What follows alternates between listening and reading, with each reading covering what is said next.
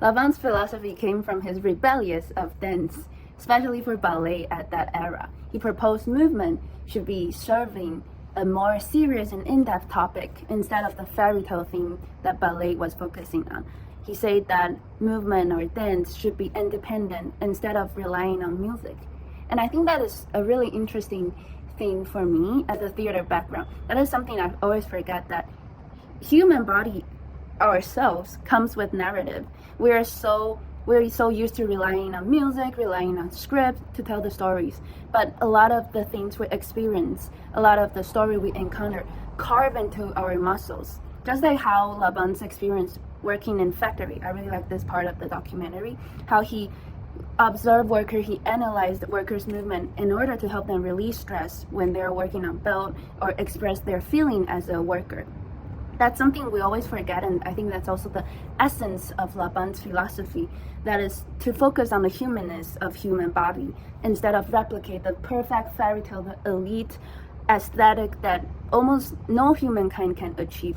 I think that's something really fascinating for me, that we, even till now, 80 years later, we still want that perfect fairy tale-like body, fairy tale-like performance, but the humanness in ourselves is also the true thing that resonates with all souls. And that's the most important part of being a human and being an artist.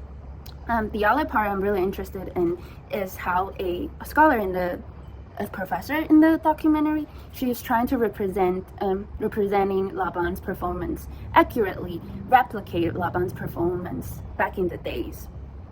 But I was wondering, is it the point? Do you think it's important to perfectly replicate Laban's performance in the 1940s? Because it's different. The world is different now. We have different body movement experience now. Is it important, or is it almost against Laban's philosophy to replicate that show?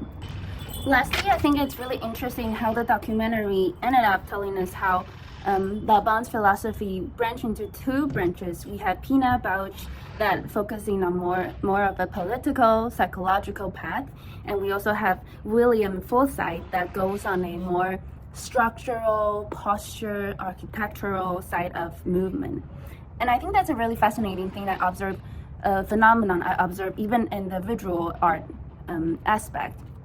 We are so focused on the inner humanness of us and how we express our humanness with our society, our other humankind friends, is by either we talk out loud, we be political, we judge things, or we could do like what William Forsythe is doing. We create something that gives the individual audience their power of interpretation. And I think these two paths are both very valuable, and it's just really fascinating to see how Laban's philosophy could grow into such a big tree, like a family tree. That's really, really fascinating for me.